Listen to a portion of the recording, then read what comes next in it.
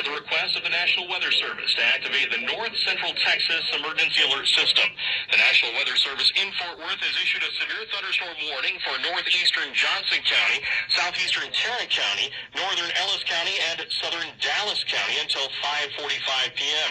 At 4:49 p.m., a severe thunderstorm was located over Mansfield, moving east at 30 miles per hour, with continuous cloud and ground lightning occurring with this storm. Move indoors immediately if you're in the path. Ping pong-sized hail is possible.